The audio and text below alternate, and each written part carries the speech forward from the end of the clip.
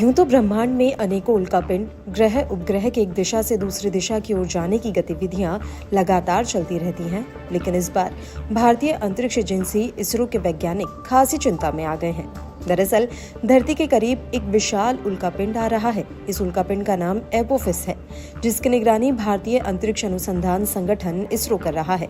इस उल्कापिंड के पृथ्वी के बहुत करीब आने की संभावना है। इस एस्टेरॉयड का नाम मिस्र के विनाश के देवता के नाम पर रखा गया है। पृथ्वी की ओर तेजी से बढ़ रहा उल्कापिंड 13 अप्रैल 2029 को धरती के सबसे करीब पहुंचेगा। वहीं इसरो के पोर्टफोलियो में ग्रहीय रक्षा नाम का नया डोमेन जोड़ा गया है। इसका काम पृथ्वी को अंतरिक्ष से आने वाली खतरनाक वस्तुओं से बचाना है। इसरो अध्यक्ष ने क्या कहा?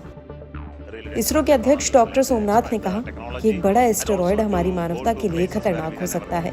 इसरो ऐसे खतरे के प्रति सचेत है। हमारा network for space object tracking and analysis Apophis की बहुत बारीकी से निगरानी कर रहा है, क्योंकि हमारे पास रहने के लिए एक ही धरती है। ऐसे खतरों से बचने के लिए हम सभी देशों से सहयोग करेंगे। डॉक्टर सोमनाथ का कहना है कि इसरो निश्चित तौर पर 2029 में अपने सबसे करीब आने वाले एस्टेरॉयड पर रिसर्च करेगा। किस आकार का है एपोफिस? एक रिपोर्ट के मुताबिक पृथ्वी से 32,000 किलोमीटर ऊपर इस आकार का कोई एस्टेरॉयड कभी भी हमारे ग्रह के इतने करीब नहीं आया है। इसके आकार की बात करें तो यह भारत के सबसे बड़े एयरक्राफ्ट कैरियर INS विक्रमादित्य से भी बड़ा है।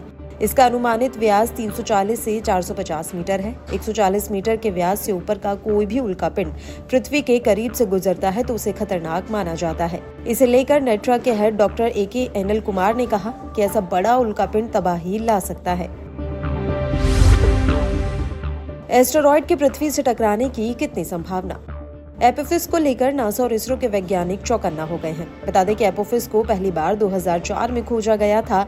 2029 में ये पृथ्वी के सबसे करीब आएगा और फिर 2036 में और करीब आएगा, जिस कारण नासा और इसरो दोनों की चिंता बढ़ी हुई है। एक स्टडी से पता चलता है कि 2029 में यह पृथ्वी के करीब से निकलकर चला जाएगा और इसकी धरती से टकराने की संभावना नहीं है, लेकिन भविष्य को लेकर वैज्ञानिकों की चिंता जरूर बढ़ गई है।